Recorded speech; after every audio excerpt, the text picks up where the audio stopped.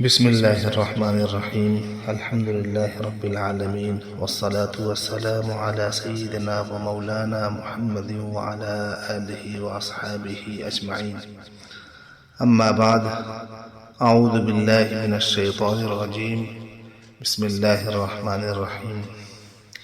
فلما قضى زيد منها وطرا زوجناكها لكي لا يكون على المؤمنين حرج في أزواج أدعيائهم إذا قضوا منهن وطرا وكان أمر الله مفعولا۔ آج کی گفتگو کا موضوع ہے پہلے شیخ کا عاشق بنو تب نبی کے عاشق بن سکو گے، یعنی فنا فی الشیخ کے بعد ہی فنا فی الرسول کی دولت ملتی ہے۔ آپ کا جب پہلا قدم صحیح ہو جائے گا تو دوسرا قدم بھی صحیح ہوگا، اور جب پہلا قدم ہی آپ کا فیل ہو گیا تو دوسرا قدم بھی آپ کا جو ہے ناکام ہو جائے گا۔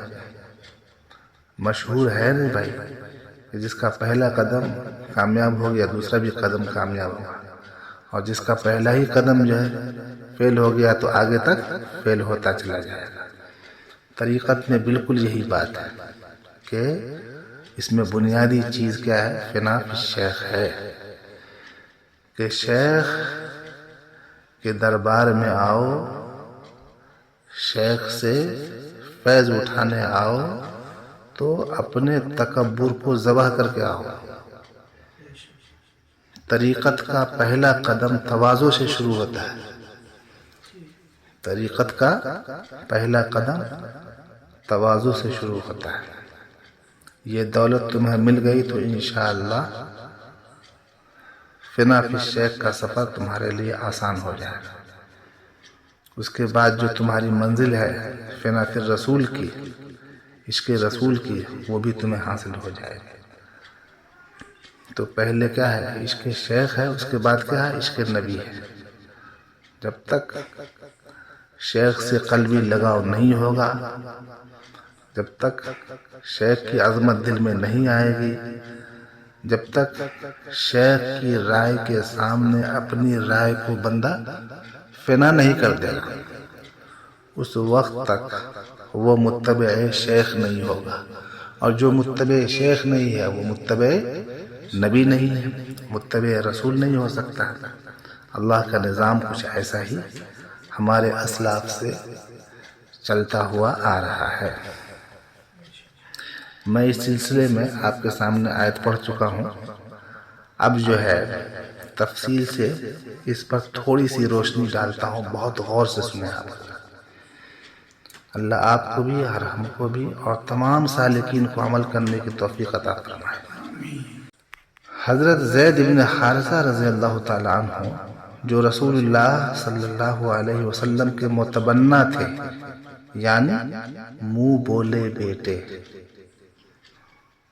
ان کا نکاح حضرت زینب رضی اللہ تعالیٰ عنہ کے ساتھ ہوا تھا، لیکن مزاج کی موافقت نہ ہوئی، اور حضرت زید رضی اللہ تعالی عنہ نے حضور سے شکایت کی اور کہا کہ میں ان کو چھوڑنا چاہتا ہوں۔ حضور پاک صلی اللہ علیہ وسلم نے منع فرمایا اور یہ فرمایا کہ اس نے میری خاطر سے اور اللہ اور رسول کے حکم سے تم کو اپنی طبیعت کے خلاف قبول کیا ہے، اس لیے اب چھوڑ دینے کو وہ اور اس کے عزیز اپنی دوسری ذلت سمجھیں گے، اس لیے خدا سے ڈرو اور جہاں تک ہو سکے نباہ کی کوشش کرو۔ حضور صلی اللہ علیہ وسلم کی اس نصیحت کے باوجود بھی موافقت نہ ہونی تھی، نہ ہوئی، اور آئے دن جھگڑے اور قضیے پیش آتے رہے۔ ادھر اللہ کو یہ منظور تھا کہ جاہلانہ رسم یعنی اپنے لے پالک کی بیوی کے ساتھ نکاح نہ کر سکتا، اس کو اپنے پیغمبر کے ذریعے سے عملی طور سے ہدم کر دیں اور ختم کر دیں، تاکہ مسلمانوں کو آئندہ اس مسئلے میں کسی قسم کا توحش باقی نہ رہے۔ اس لیے جب زید رضی اللہ تعالیٰ عنہ نے ان کو طلاق دے دی اور عدت گزر گئی تو اللہ تعالیٰ نے حضرت زینب رضی اللہ تعالیٰ عنہ کا نکاح حضور پاک صلی اللہ علیہ وسلم سے آسمان ہی پر کر دیا، جس کا ذکر اس آیت میں ہے جو میں نے ابھی پڑھی ہے۔ یعنی پھر جب زید کا اس سے جی بھر گیا تو ہم نے آپ سے اس کا نکاح کر دیا، تاکہ مسلمانوں پر اپنے منہ بولے بیٹوں کی بیویوں کے نکاح کے بارے میں کچھ تنگی نہ رہے۔ جب وہ ان سے اپنا جی بھر چکی اور خدا کا یہ حکم تو ہونے والا ہی تھا۔ اس آیت کے نازل ہونے کے بعد آپ حضرت زینب رضی اللہ تعالیٰ عنہ کے پاس تشریف لے گئے اور ان کو یہ آیت سنائی، اور پھر اس کے بعد ان کا شمار ازواج مطہرات میں ہونے لگا۔ سامعین کرام، یہ واقعہ صحابہ کرام رضی اللہ تعالی عنہم اجمعین کے سامنے پیش آیا اور اپنی نوعیت کا یہ پہلا واقعہ تھا۔ اس میں کوئی شک نہیں کہ یہ عجیب و غریب واقعہ تھا،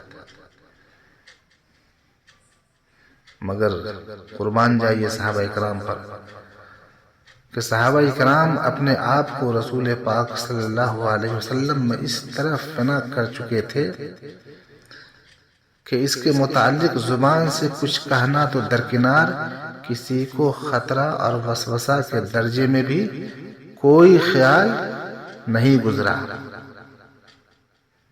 اور اس کی کوئی نظیر غیر صحابی میں تو مل ہی نہیں سکتی۔ اب اس سے بڑھ کر کیا فنا ہوگی کہ اپنی رائے کو اللہ اور رسول کی رائے اور ارادہ کے بالکل تابع کر دیا تھا۔ یہ ہے فنا، اور فنا کا سبق اس سے لیجیے آپ۔ اور فنا سے مراد حضرات مشائخ کی بھی ارادہ ہی کا فنا ہوتا ہے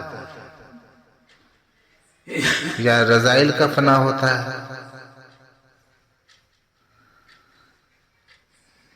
چنانچہ یہاں ان دونوں ہی کا بے مثال ثبوت موجود ہے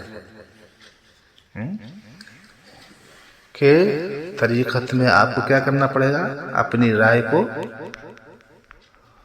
فنا کرنا پڑے گا، اور ظاہر و باطن میں جو رذائل ہیں، اخلاق رذیلہ ہے، ان کو ختم کرنا ہے۔ اللہ تبارک و تعالی صحابہ کرام رضی اللہ تعالی عنہم اجمعین کی اتباع کی ہمیں بھی توفیق عطا فرمائے، اور ان کے طریقے کو اپنانے کی ہمیں بھی توفیق عطا فرمائے۔ ان کی فنائیت اور عشق رسول کا کچھ حصہ ہمیں بھی عطا فرمائے، اور ہمیں بھی اپنے مشائخ کے سچے متبعین میں شامل فرمائے۔ آمین یا رب العالمین، وصلی اللہ وسلم علی سیدنا محمد وعلی آلہ وصحبہ برحمتک یا ارحم الراحمین، والحمدللہ۔